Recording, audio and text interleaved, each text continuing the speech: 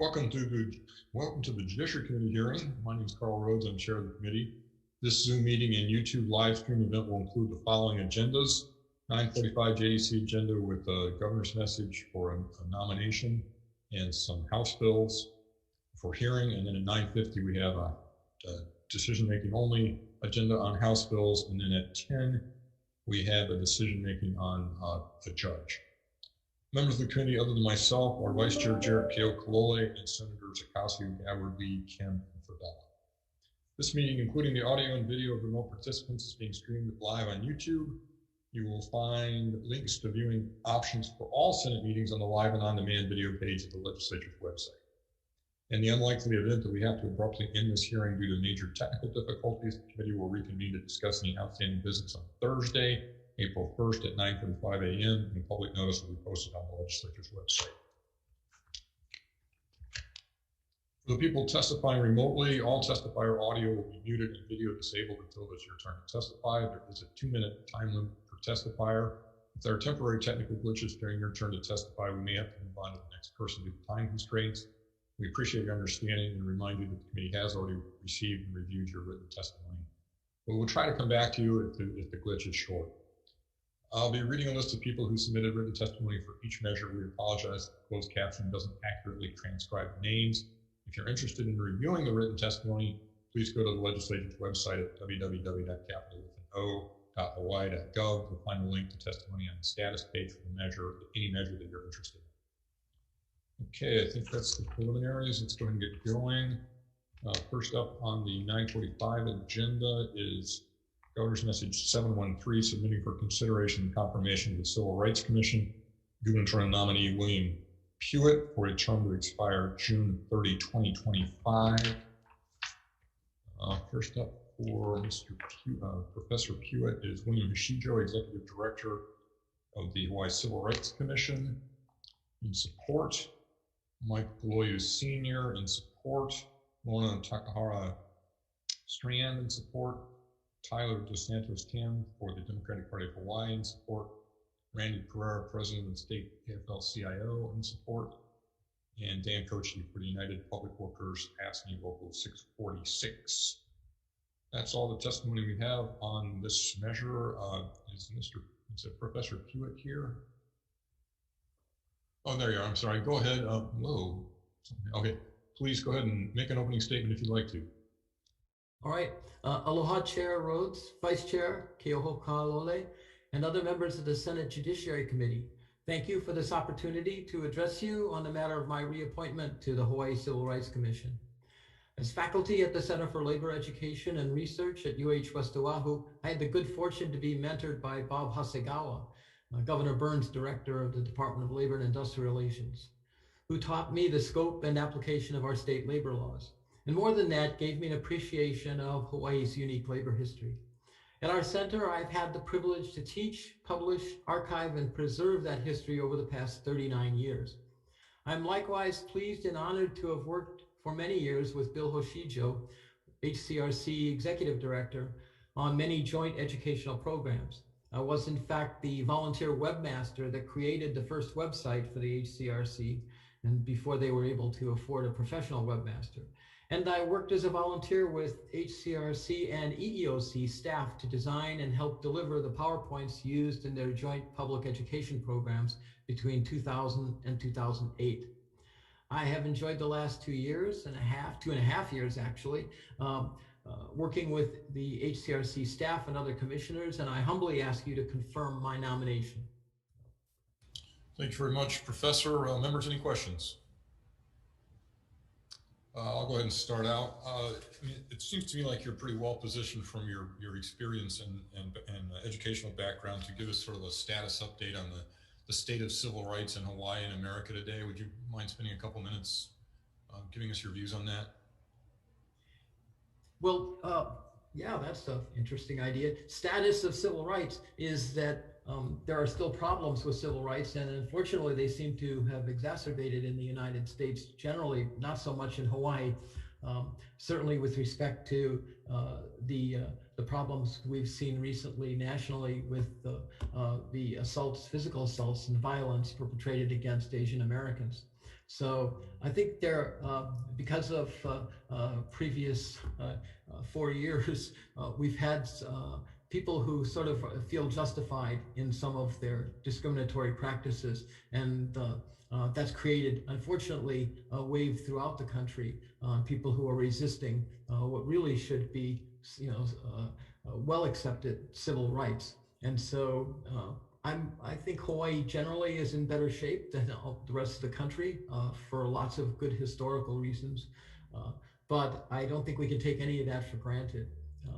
So I don't know how much more detail I can go into, but I appreciate the fact that the legislature passed the resolution supporting the anti-hate movement, anti-Asian American hate movements, and again, I'm just so fortunate to be able to work with the Civil Rights Commission and the other commissioners to try to address these problems as they come up here. Do you think that the tactics, those of us who support civil rights and not discriminating on the protected classes on the basis of the collective protected classes, do we need to change tactics or things that we need to do differently than we've done in the past?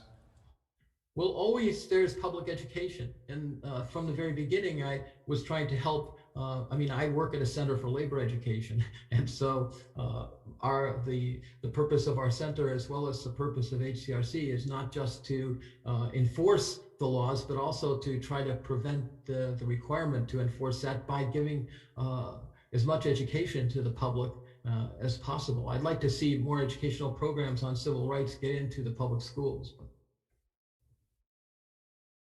Thank you. Members, any other questions? Okay, if not, thank you very much for being here, Professor, and we'll be voting in a little while. We have a couple of other bills to hear testimony on first. Thank you. Next up is HB 31. This raises the minimum age of minors for which safe storage of firearms is required from 16 years old to 18 years old. First up on HB 31 is Lee S. Hayakawa for the Office of Public Defender. Yeah, there you are. Good morning. Good morning, Chair, Vice Chair, members of the committee. I am Lee Hayakawa from the Office of the Public Defender. The Office of the Public Defender submitted commentary on HB 31. I will be standing on that written testimony, and I will be available for any questions. Thank you. Thank you. Next is Todd Yukutake for the Hawaii Firearms Coalition. Yeah, there you are. Good morning. Well, good morning. Todd Yukutake, Director with the Hawaii Firearms Coalition. Good morning, committee and committee chair. Hawaii Firearms Coalition is opposed to HB 31. We appreciate the intent of this bill to make for a safer community. However, we believe that education is more important than legislation in this matter. I'm the Hawaii State NRA Training Liaison for Hawaii, and I can get an education campaign out to address this issue as far as improving firearms instruction to improve the safe storage of firearms, get signage at stores, even possibly get programs running in schools here. So those are some of the things that we can do through education, and I believe that will be much more effective than passing further gun laws on this matter. In addition, I did make a mistake in my testimony. I did this as a Class C felony, but it's actually a misdemeanor, so I just wanted to make a correction on that. If you have any questions, I'm available for that. Thank you very much. Thank you. Next is Daniel Reed for the National Rifle Association. Yes, good morning, Mr. Chair, members of the committee. For the record, Dan Reed, Western Regional Director with the National Rifle Association. We're here in opposition to HB 31, and we stand on our written testimony and opposing this one-size-fits-all approach. Thank you. Thank you. Next is Lisa Dow, Injury Prevention Coordinator for Keiki Injury Prevention Coalition in support. Susan Picola Davis is signed up. I don't see her. She is in support as well. Hello. There you are. I'm sorry. Go ahead. Good morning. Good morning. Thank you for this opportunity to testify on this firearms bill. I strongly support this bill because it has the intent of protecting our children, your child.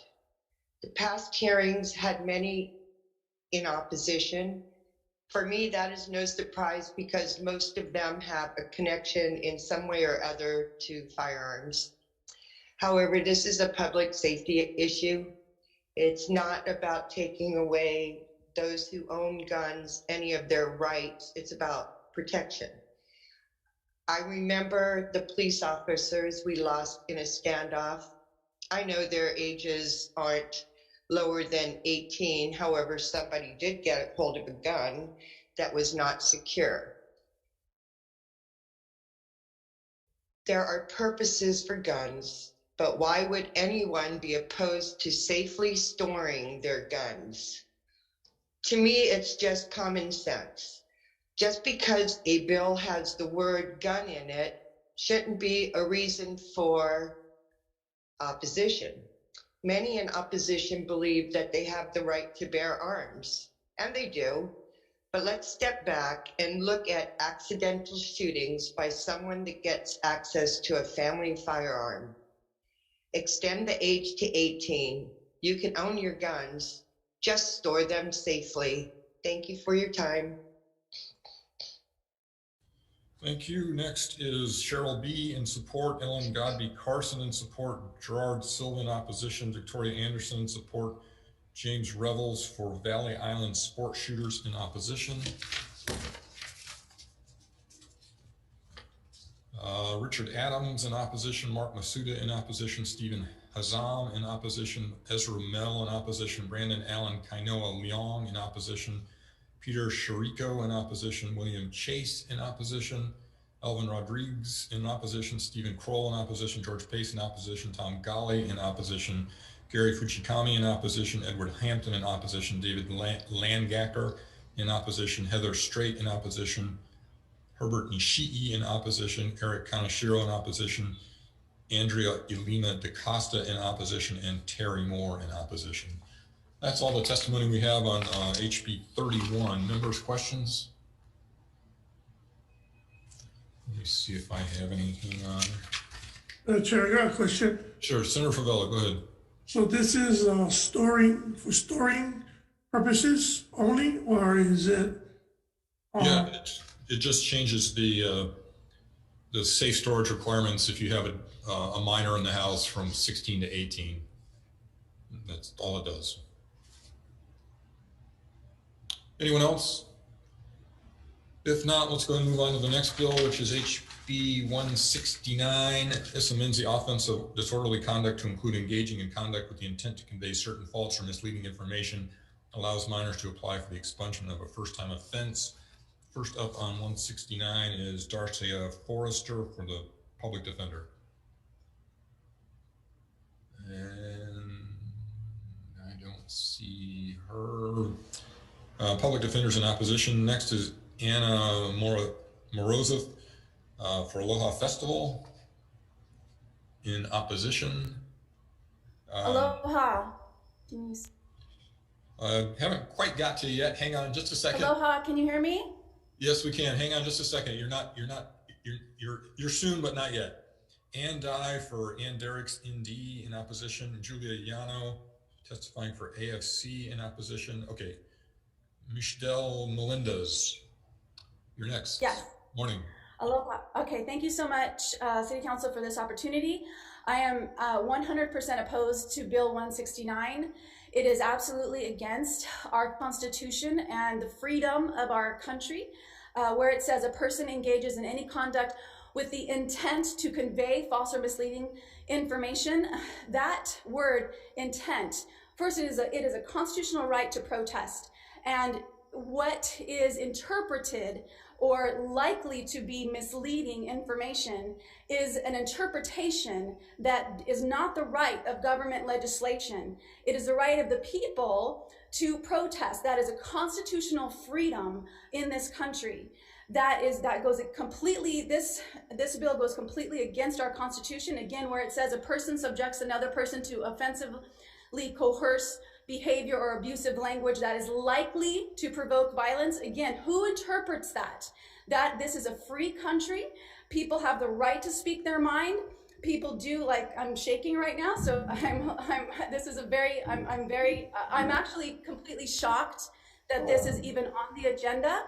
I'm curious how you would feel about your grandchildren being afraid to speak their mind because their government might interpret what they say the wrong way. This completely goes against the Constitution, where millions of Americans have fought and died for our right to free speech, for our right to protest. And then lastly, on this bill, which is all over the place, it says a person impedes or obstructs for the purpose of begging and soliciting alms. So many people have lost their businesses. So many people are trying to feed their family.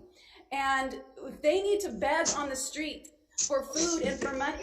And there's possibility that they're going to be cited for disorderly conduct. That is not okay. And it's Thank you very much. I'm going to backtrack to Darcia Forrester for the Office of Public Defender. I think is here now. Go ahead. Good morning. Apologies. We are just going to stand on our written testimony, but I'm available if there are any questions. Okay, thank you. Next we have Jennifer Noel. Don't see Ms. Noel. She is in opposition. Next is Michael Kunishima for Honolulu Police Department in support. Okay, let's see. Lily Gavri, are you here? In opposition. Elizabeth Diamond, also in opposition. Hi, I'm here. Oh, you're here. Okay, go ahead. Yes. Good morning. Yes, good morning, Chair and members of the committee. First, I'm extremely alarmed at the speed. All right, before you continue, can you turn your video on, please? Okay, I keep pressing the wrong button. Sorry. Okay, I pressed. Okay. There we go. And if we can start the 2 minutes over again, please. Okay, sorry. The free speech, simply, so many bills are being rolled out that are. We still can't see you though. Are you showing is video showing up for you? Okay, this is, okay, so there it is. I can see something, but we can't see you. Okay, I'm sorry, that's the best I could do. I'm not technologically quite inclined. Is that okay? Well, we prefer to see your face, but you have to adjust the screen. You have to just move the camera so it's facing you, please. I'm sorry, I'm trying, but I am clicking too many things at the same time. All right, go ahead. Sorry, free speech, freedom and peaceful protest, and freedom to beg in a country of so many wonderful things that we had accomplished is under fire. If people cannot beg, they need food, they have to behave certain way, they have to be prescribed to speak certain way. Simply, I'm very alarmed that the Constitution is on such immense degree of attack. It's very serious. For example, this bill 169, and it's a companion of 395. Simply, a person engages in a conduct with the intent to convey false or misleading information. Well, who is determining here what is true and what is false? Is it the role of government to arbitrate the truth? Is it like Facebook checking, censoring and penalizing for holding opposing views? One narrative for everyone, or jail? What this is reminding us of? There's always going to be a few greedy, unsatisfied, ultra-rich aspiring to control government and press. That is why we need to uphold our Constitution. Martin Luther King peaceful protest brought a different true narrative, and once believed falsely about equal rights. Opposing views should be welcome in a healthy and a free society, a dialogue, not citations. Let the people draw their own conclusions about what is truth and falsehood. Government is to serve people, not to rule over their beliefs. I mean, are we going to regulate people's beliefs? We are on a slippery slope into totalitarian regime, where I came from. where we all suffer. We must not pass law that shred our Constitution, which indeed protects us. That is how in the past we accomplished no child labor in the country, 8 hours days of work, weekend free, 100% free to bed. Please vote your conscience. Okay, thank you very much. Next up is Goldie Wallingford. Good morning. Good morning. Go ahead. Good morning. I don't know if you can see me, but. Yes, you're good. Go ahead. Okay. All right. I'm completely opposed to this bill because it's telling people how to behave and putting people in fear of doing, quote, the wrong thing. That's communism. Who interprets what's offensive coarse behavior, or who interprets false or misleading information? It seems like today, if our agenda doesn't fit the narrative of a certain agency, we get censored. There have been an incredible amount of censorship lately. So who interprets false information? What happened to our Aloha State? What happened to our rights? It's our constitutional rights. This bill should never see the light of day. Remember, this is America, the land of the free. Who are the dictators that thought up this bill? I would like to ask them to stop, take a few deep breaths of fresh air that we are so fortunate to have here on these islands. If you can remember what fresh air is, take off your masks, and please rethink this insidious bill. And the definition of insidious is working or spreading harmfully in a subtle or stealthy manner, intended to entrap, treacherous. So where's the compassion? Where's the compassion for the people on the streets that are begging, that are in trouble, that don't know where to go? They shouldn't be arrested. The police shouldn't be out there. There should be county agencies that help people. Let's stand together, not attack each other. I think this is really, it's a communistic approach to a problem that needs compassion. Thank you for this opportunity. Thank you. Next up is Victoria Ng.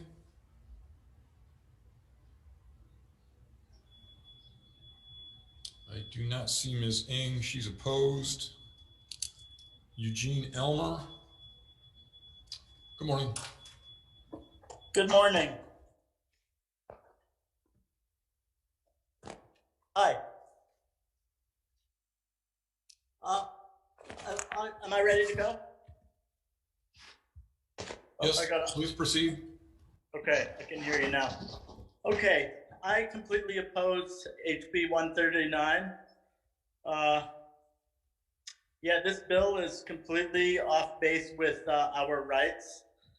It's obvious that this is infringing on our rights to free speech, and that's something that we've been guaranteed for a very long time, since the writing of the Constitution. To me, it's quite a lot of gall to even bring this bill to this hearing. It's very disrespectful to all the people that have fought for this country and that count on the protection of our free right to demonstrate. I don't call it protest, because that I feel like this is we're allowed to demonstrate and show how we feel about a certain matter, and that's not the right of the government to prevent that from happening. Communism, if you want communism, see if you might be able to get into China or Russia or somewhere like that, where that they tell you what to do. But here in America, that's not the case. So follow those rules, please. Secondly, the homeless, and the people on the streets, they're entitled to ask for help from the public.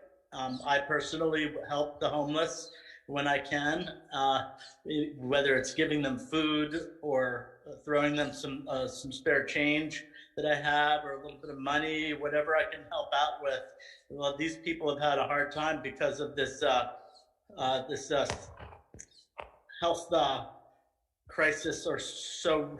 Thank you very much. Next up is Mark Thiessen. I think I saw you here. Did I mispronounce your name? Oh, there you are. Okay, good morning. Good morning. It's actually Tyson. Yes. Good morning, everybody. I have a little quote I want to give you first. It's in times of universal deceit, telling the truth is a revolutionary act. And that's from George Orwell. And it's actually the quote on the start of this book here, The Case Against Masks. Now, First Amendment in the US is freedom of speech. When I see this bill, I was 2 weeks ago at the rally, the Freedom Rally, where there was 500 people and 30 police cars. That makes me think that everyone at that rally, 500 people, 300 to 500, would have all got arrested for disorderly conduct if this bill was in place. So that's just one example there why this should not be, freedom of speech, this should not be in place. And of course, social media. Just me alone as a 2-time cancer survivor, I have, had to go to my oncologist. He didn't even know what cancer, how to address it, because there's only a million people in this state. So I've had to look at natural means that I can to improve my health, and getting out information like that is going to be illegal if something like this passes, because the state will determine this can be dangerous. This is not for the right of the public good, and for the state to determine that, for the people to be suppressed by that, I think that's just, this is the Aloha state, and this is the leading country in the world. So all eyes are on Hawaii at this time, and we really have to lead to show that we can do this with love and with aloha. So I hope that I oppose this bill, and I hope that this never comes to light. Thank you for your time. Thank you. Next up is Marcel Liana.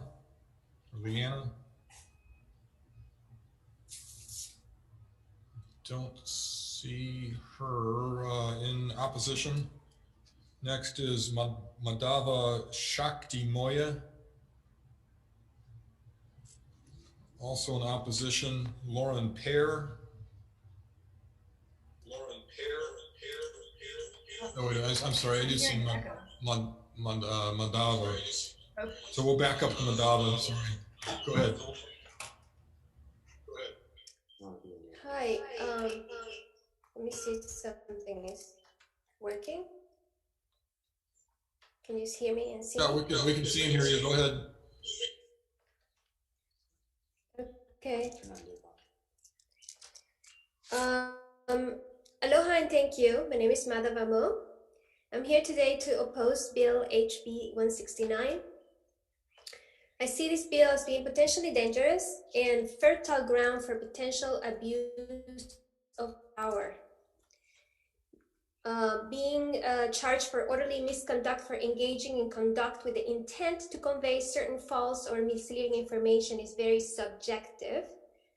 First and foremost, who determines what is certain false or misleading information? Who is the authority who decides what is certain false or misleading information? The approval of this bill could potentially be used against truthful information by corrupt organizations or even the government. In addition, this bill violates the amendment of the Constitution, which guarantees freedom of expression by prohibiting Congress from restricting the press or the rights of individuals to speak freely. In regards to unreasonable noise, again, who decides or judges what's unreasonable? What someone considers unreasonable could be reasonable for others. Again, unreasonable noise is very subjective and too open-ended and ground for potential abuse of power. According to the Constitution, we Americans are free to speak in any way we want. Free speech, First Amendment. Abusive language is again subjective and open-ended. The liability is with the person who decides to react to what a person speaks and expresses. Violent response, or better described, reaction, is never to be excused or justified by the police or anybody. I support freedom of expression as expressed in the Constitution. Thank you. Thank you. Next up is Lauren Payer. Good Hi, morning. can you hear me? Yes, go ahead. Good morning, and thank you, Chairman and members of the committee, for hearing me. I was pretty concerned to see this language put into the bill. The idea of conflating speech with behavior is completely against the First Amendment, which I would emphasize is the First Amendment for a reason. The very first one they gave us, and that is to so that we can speak our mind, and hopefully that avoids violence. I think it was JFK who said that, who makes peaceful revolution impossible, makes violent revolution inevitable. If you quash people's ability to speak, it's going to come out, in my opinion, in worse ways, which is why why the First Amendment is so genius. I hate misinformation. I don't like that people lie, for sure, but it's often unclear what is truth and what isn't truth, especially in certain matters of science. We hear a lot about follow the science. The scientific method is one that's very humble in what we know and what we don't know, and often experts disagree. So as several people have suggested, who gets to decide what's true and false? We've seen Fauci has changed his mind in many times. First, we didn't need masks, then we did, now we need two. Experts change their mind, experts disagree. And I was very disturbed that the bill doesn't say who gets to decide what is truth and what is not. And I'm also wondering, where's the liability? Let's say the government deems something false, it later turns out to be true, and they were squashing true speech that could have alerted the population to that. Is the government officials who deemed it false going to be held accountable? If not, that doesn't seem right. I mean, as another example for the Iraq War, right? Because it says matters of life and death, large numbers of life and death, which are the most important issues for all of us. So a bunch of intelligence agencies came and said that they had weapons of mass destruction. If you were a peaceful protester wanting peace and said, no, that's a lie, would you get, cited and taken off the street because you disagreed with the official government truth in a capital T? Thank you very much. Next up is Hi'inaya Tajan.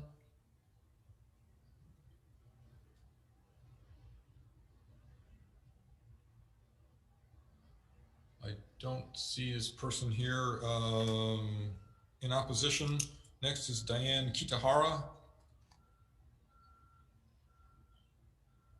Also in opposition. Next is Daniel Moy, or Moya. Daniel Mo. Oh, okay. Good morning. Go ahead. Aloha, everybody. I stand in opposition to HB 169, being charged for orderly misconduct by engaging in any conduct with the intent to convey false or misleading information. So let me give you an example. Someone could easily be falsely interpreted by the state to mean that the free and protected by the Constitution expression of, say, scientific and true information with the intent to support the well-being of the public, that is not in alignment. Now, if that information isn't in alignment with the official scientific information, it could be interpreted and actually deemed, like the bill states, widely dangerous bodily and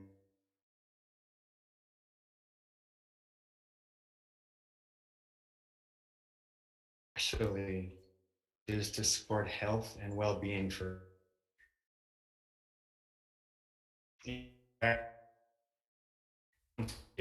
Constitution, First Amendment on the expression, and this right does threaten that right protected by the Constitution of the United States. Thank you. Thank you. Next up is Tiana Lolotai. Also in opposition, Shane Kitahara. Don't see him either, also in opposition. Okay, that's all the people who have signed up to testify in person. There are many, many more who are opposed. There's about half a page there, all but one are opposed. another full page, which is 1, 2, 3, 4, 5, 6, 7, 8, 9, 10, 11, 12, 13, 14, 15, 16, 17, 18, 19, 20, 21, 22, 23, 24, 25. About 30 more opposed. The next page, 30 more opposed. And the next page, 30 more opposed. And the next page, 30 more opposed. And the last page, about 20 opposed. Okay, members, any questions on HB 169? Senator Lee. Oh, thanks.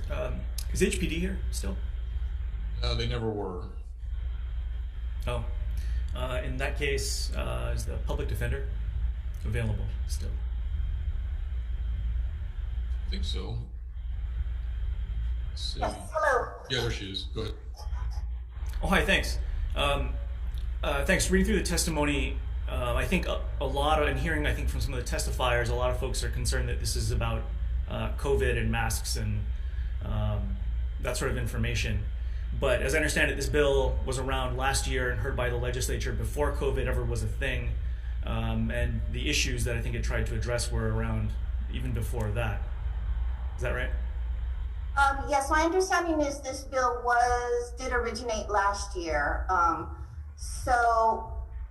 But I do understand the First Amendment arguments, which seem maybe a little more relevant in light of recent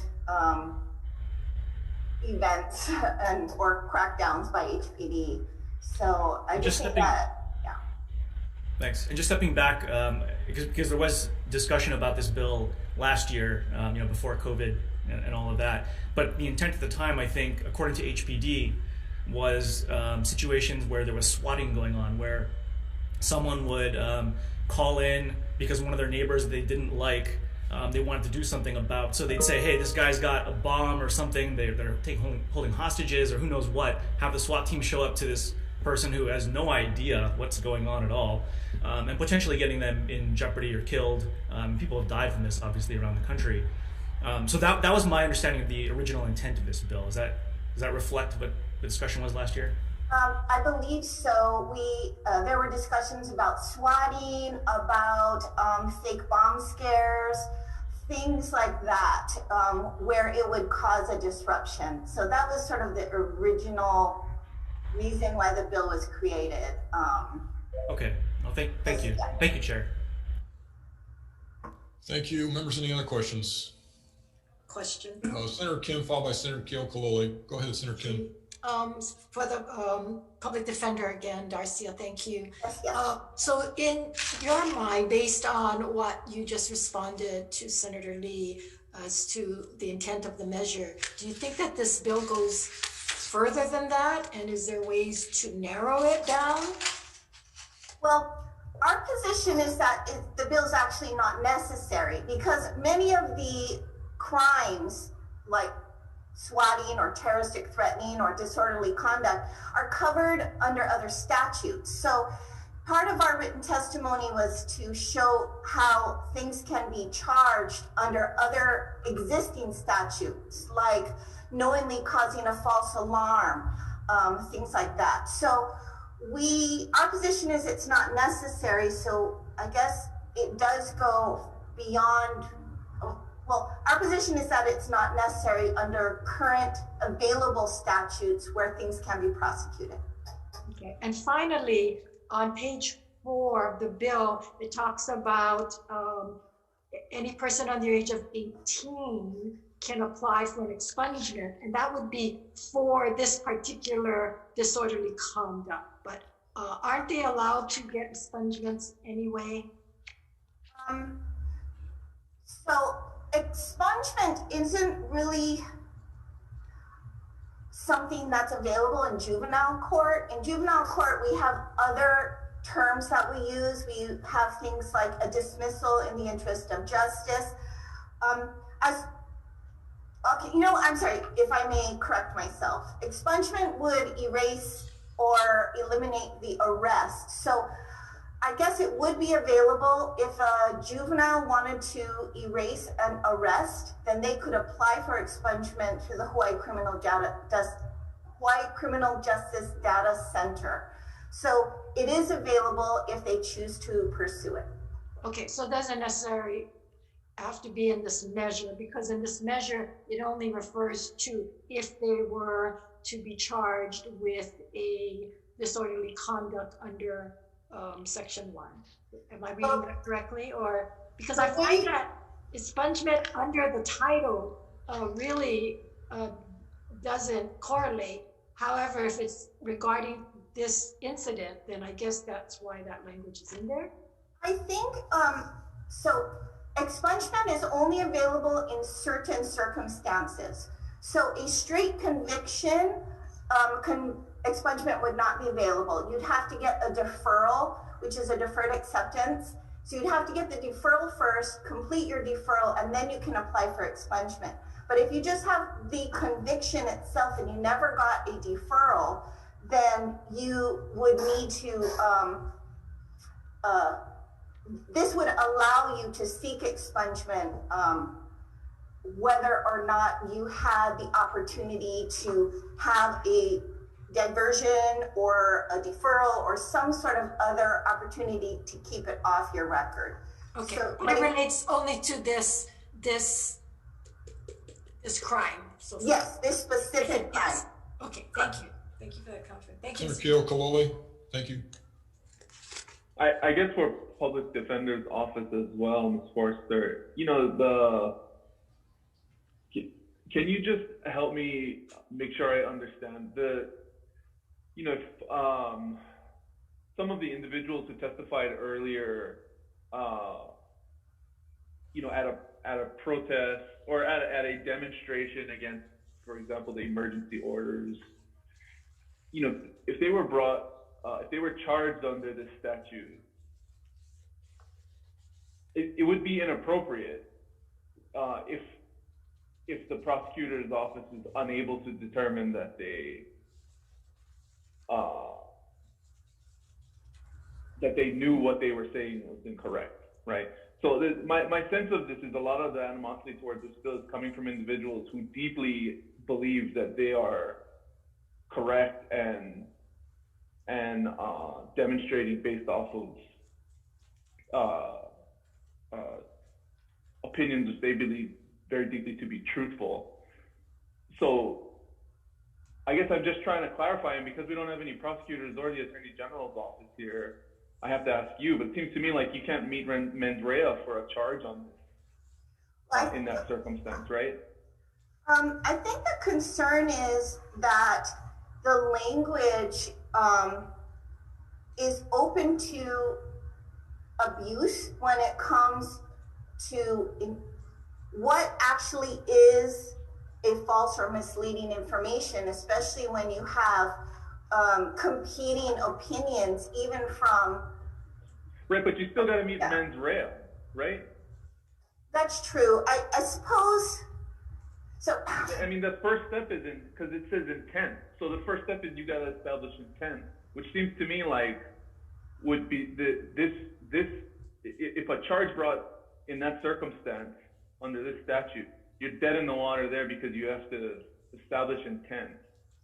Well, you have to have the intent to convey false or misleading information. So it's done right there, because if you have demonstrators protesting the emergency orders, they truly and deeply believe that the information that they are conveying is accurate.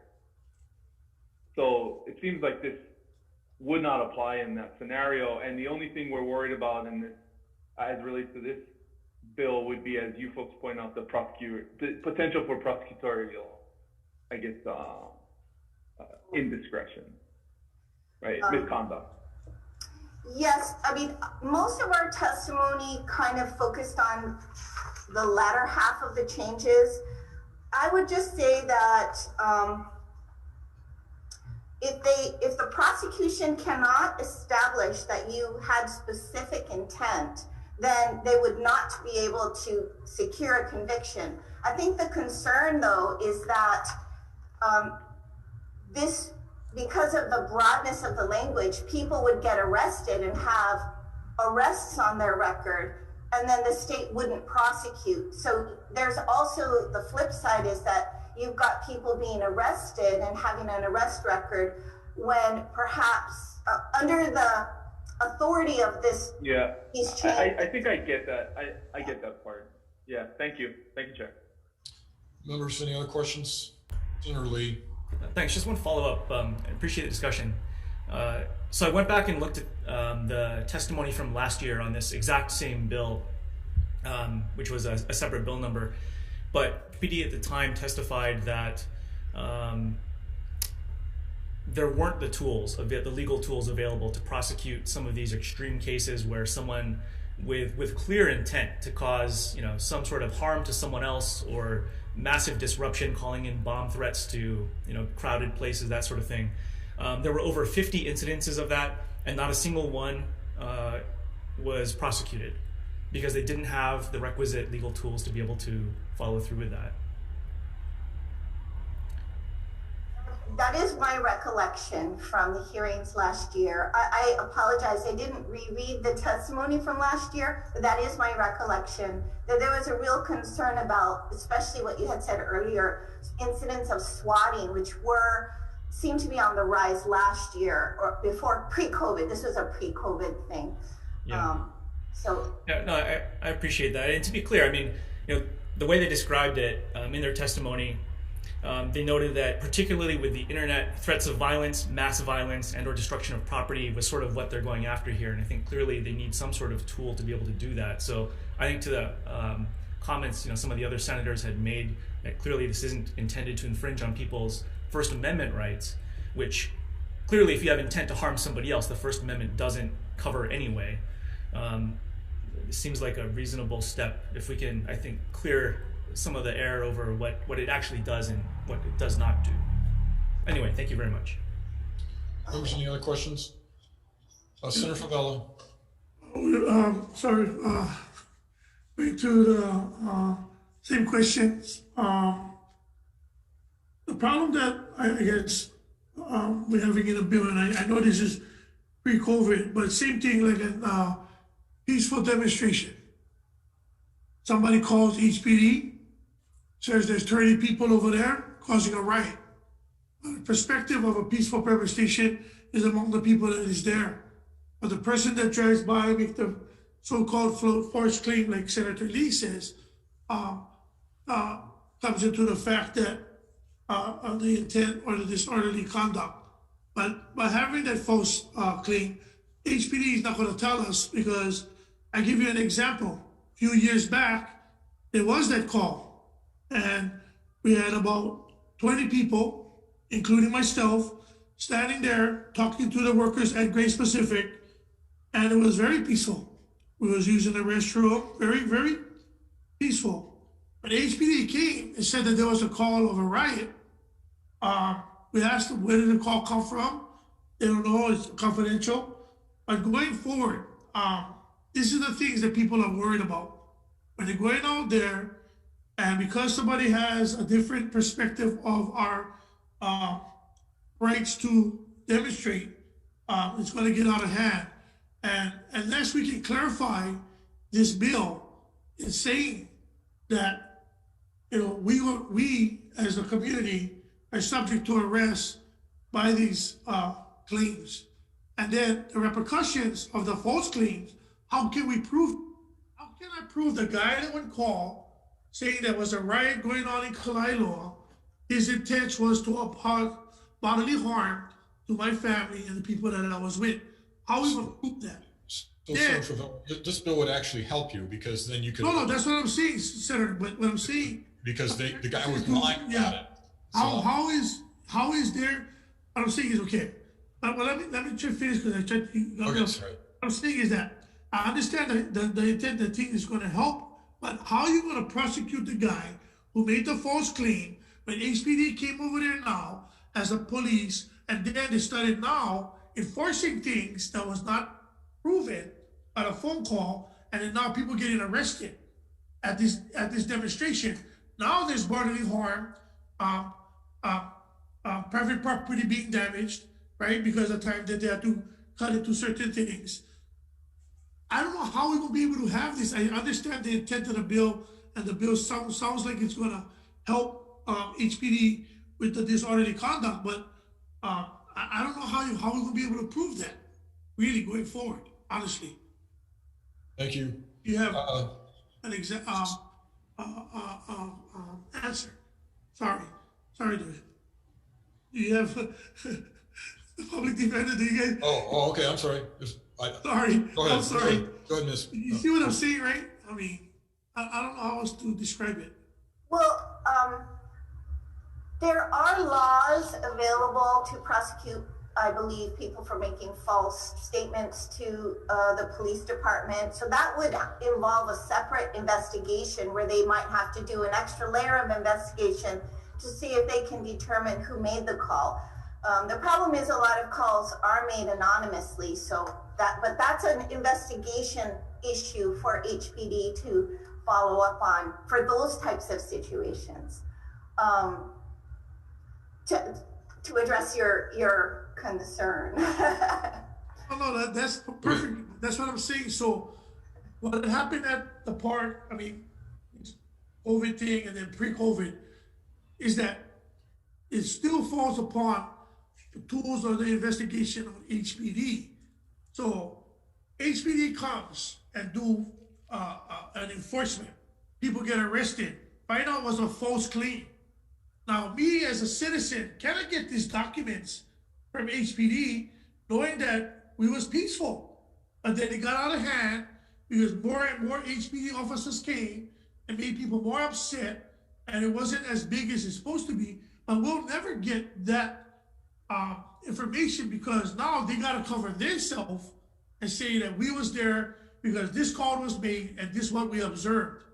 So going forward, this is to me, it's a catch-22 for me because you want them to go out there and maybe tell them they got to put on their mask or investigate. The reason why I bring this up is because certain things that had happened in Kalailua, because I witnessed it, got out of hand only because HPD came with 300 police officers when there was only about 30 people at that time.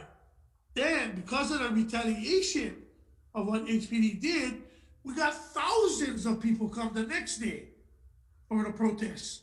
So that's what I'm saying. So even if the intent was to stop the problem or investigate the problem, they'll never tell us if the call was false or real because they went and everything got out of hand.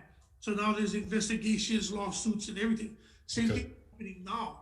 That's Thank you. We're running out of time, Senator Vello. We have a lot of votes to take, and I understand. I'm just gonna summarize it up. Thank you, Chair. That's why I really don't think the intent of the bill can even do any justice because even if I call it a bomb threat and I call from a payphone, how are we going to prosecute that person? Thank you for you guys. Thank you. We do need to move on. I just want to make one short comment, and I'm not expecting any answer. So to me, this bill, it's not my bill. I don't think it's particularly well drafted, but you've never been able under the Constitution to yell fire in a crowded theater and not expect to get prosecuted for that. If the missile alert had been somebody doing that on purpose, had intentionally told the state of Hawaii that there's a missile coming when there wasn't, and they knew there wasn't one coming, that's something that I believe should be prosecuted because people can get hurt in that situation. Okay, so we'll stop there. Leving, let's go ahead and go into the breakout room. So members of the public, a short recess. Hi, Senator.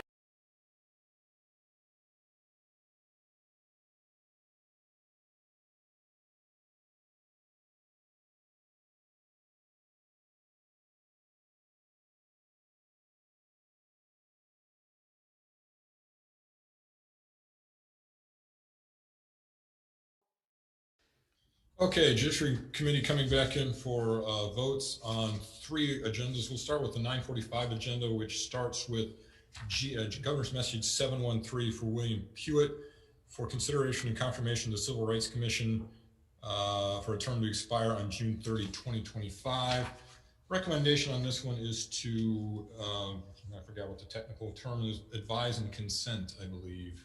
Yes, advise and consent. Members, questions, concerns? If not, Vice Chair. Members, voting on GM 713, the chair's recommendation is to advise and consent to the nomination. Chair Rhodes? Aye. Vice Chair goes aye. Senator Ocasio? Aye. Senator Gabbard? Aye. Senator Kim? Aye. Senator Lee? Aye. Senator Favela? Aye. Chair recommendation adopted. Thank you. Next up is HB 31. This raises the maximum age of minors for which safe storage of firearms is required from 16 to 18. Current law is if you have a minor, you have to store your firearms safely at home. And probably in other places too, now that I think about it. This raises it to 18. Recommendation here is to pass unamended. Questions or concerns?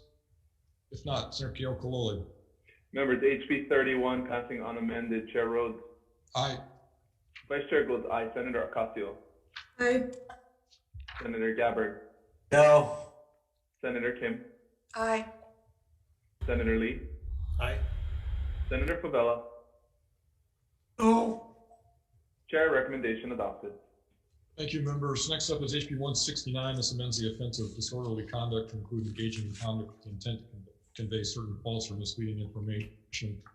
Recommendation here is, I'm not all that happy with the language, but I do understand the intent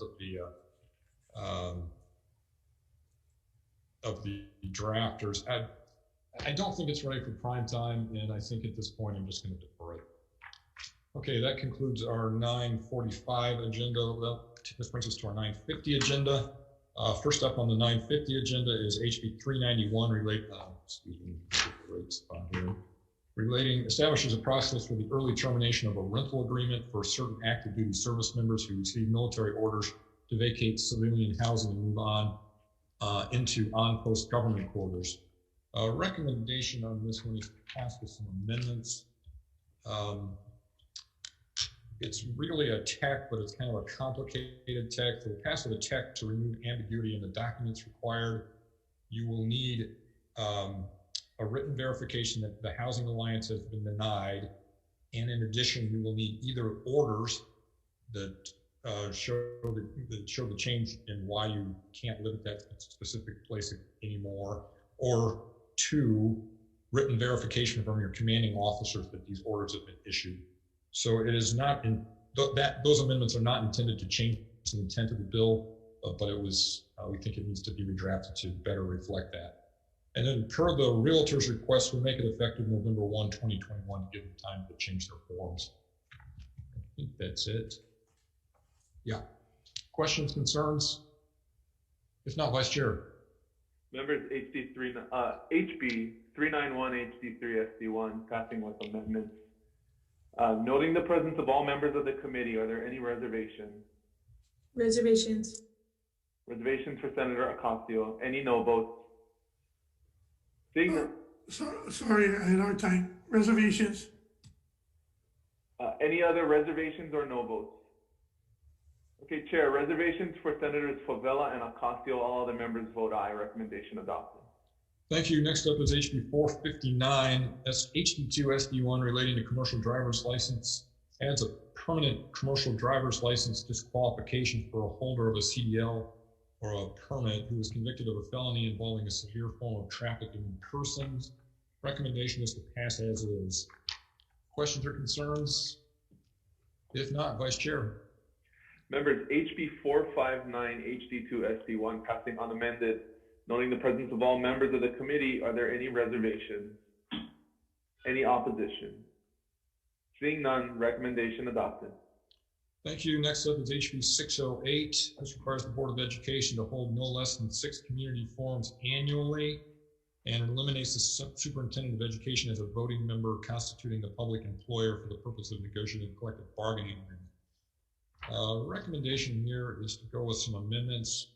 We'll clarify that a community forum is not a meeting for purposes of Chapter 92 and is not subject to the permitted interaction law. Will be technical amendments and will leave the date defective. And in the committee language, we'll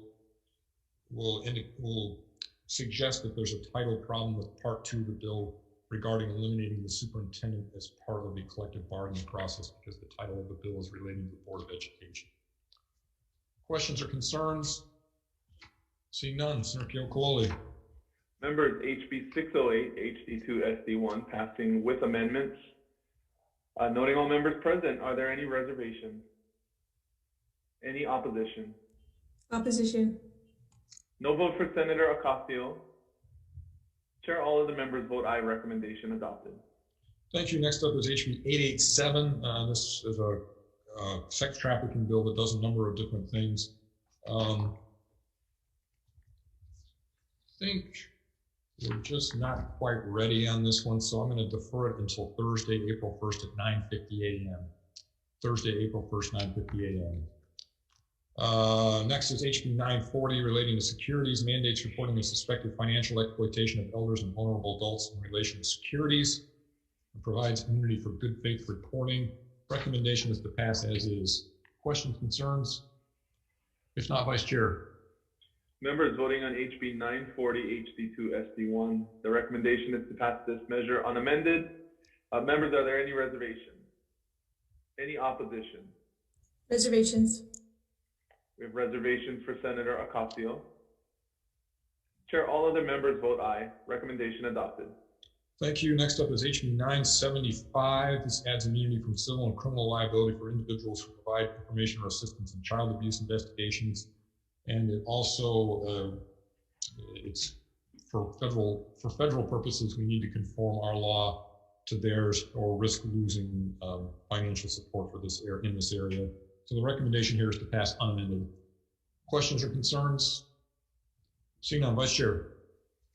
Members, HB 975, HD1, SD1, passing unamended.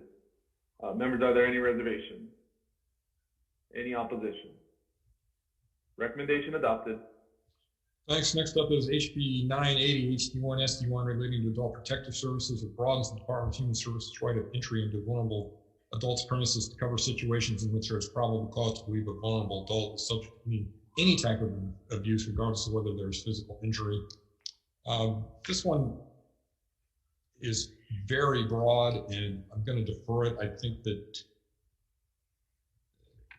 going beyond physical injury with an investigator could still go in with a search warrant, but having a warrantless search for all of these categories strikes me is just too much. So I'm going to defer that one indefinitely.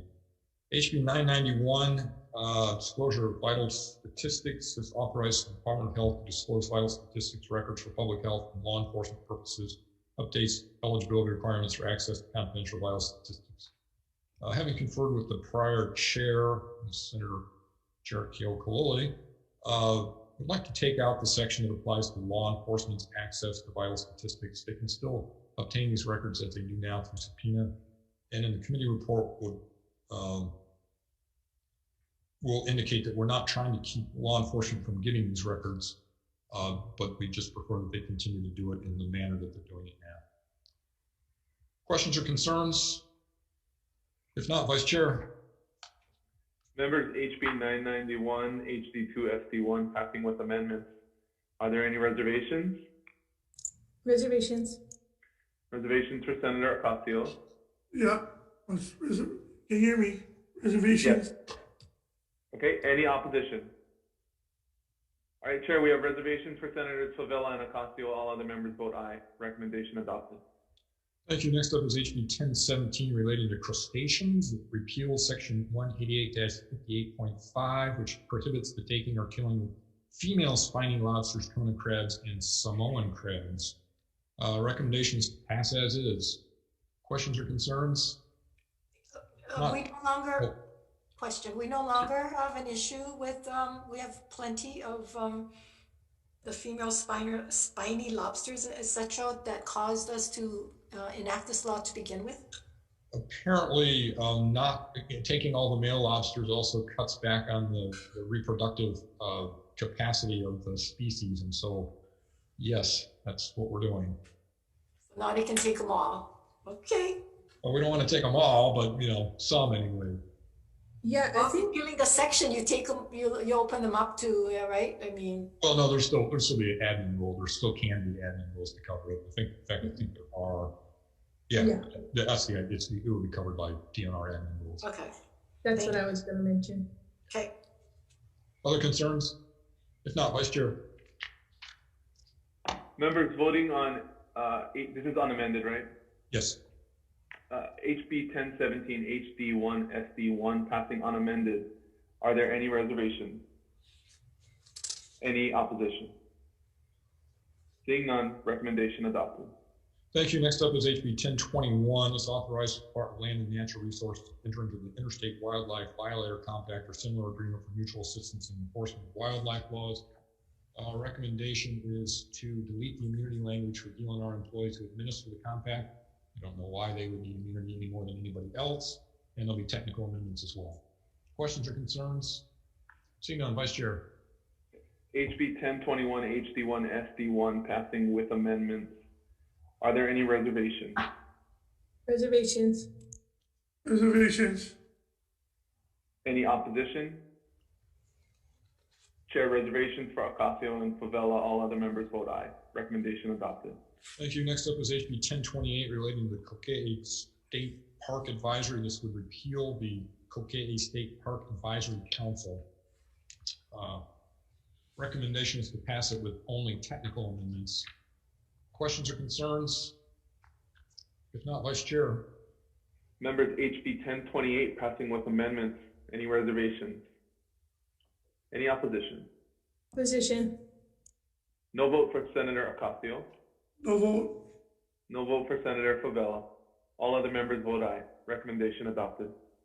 Thank you. Next up is HB 1029. This repeals Act 15, special session laws of 2009 that authorize the establishment of living park planning councils. The recommendation here is passed with some amendments. We'll amend the bill to only repeal the establishment of living park planning councils in Act 15 to conform to the bill's title. We'll amend other sections of Act 15 that charge the planning councils with development and submission of master plans for the state living parks, and instead authorize the department to oversee the development and adoption of master plans. The technical amendments, and with to make it effective upon approval as well. Questions or concerns? If not, Vice Chair. Members voting on HB 1029, the recommendation is to pass with amendments. Are there any reservations? Reservation. Reservations for Senator Favela. Any opposition? Opposition. No vote for Senator Ocasio. All other members vote aye. Recommendation adopted. Thank you. Next up is HB 1030, repeals the Aquatic Life and Wildlife Advisory Committees and makes conforming amendments. Recommendation is to pass as is. Questions, concerns? If not, Vice Chair. Members voting on HB 1030 HD2 SD1 passing unamended. Are there any reservations? Any opposition? Recommendation adopted. I'm sorry? Opposition. We have a no vote for Senator Ocasio. Any other reservations or no votes? Seeing none, Chair, recommendation adopted. Thank you. Next up is HB 1031. This reduces the number of members on the Hawaii Historic Places Review Board from 10 to 7. Recommendation is to pass as is. Questions or concerns? If not, Vice Chair. Members voting on HB 1031, passing as is. Any reservations? No vote. No vote for me. We have no votes for Senators Favela and Ocasio. Any other reservations or opposition? Seeing none, recommendation adopted. Thank you. Next up is HB 1032. This updates the Uniform Controlled Substances Act to make it consistent with amendments in the Federal Controlled Substances Act, which is a yearly exercise. And the recommendation is to pass as is. Questions or concerns? If not, Vice Chair. Members voting on HB 1032 HD1, passing as is. Are there any reservations? Any opposition? Chair, recommendation adopted. Okay, that concludes our 9:50 agenda. We have one more vote on the 10 o'clock agenda, which is decision-making on the nomination of Jeffrey Ng to the Family Court of the District Family Court of the Third Circuit for a term to expire in 6 years.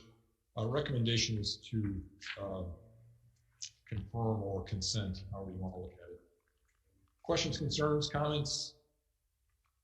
Yeah, I just want to say that I will be voting with reservations, and I just want to say that, you know, while this nominee I appreciate his willingness to serve. I'm just concerned about his answers, and he didn't seem very convincing that he really wanted to serve and why he wanted to serve as a family court judge. Kept just saying that he wanted to serve the community. I thought he was not very definitive on some of his answers, especially the one whether he would intend to serve the full 6 years. And it's not whether he would say yes or no, but that he would say something definitively. And so that kind of wavering, and I'm not sure if that's a judge be on the bench at this point. I'm willing to give him the benefit of the doubts, although I will go with reservations at this point in time. Thank you. Thank you. Any other comments or concerns? Yes, Chair. Kalole. I echo the concerns of Senator Kim, who has been very consistent on this. I am concerned about the lack of continuity in the courts on Hawai'i Island, well, in any of the districts, but in Hawai'i Island in particular, because they have a new family court judge over there as well. And, these positions are often stepping stones to other opportunities. But I still am concerned about that continuity on the bench over there. But since that's a self-defeating argument, if I oppose, and I do think he is qualified, I'll be voting with reservations as well. Okay, thank you. Anyone else? All right, for the vote, Senator Keokalole.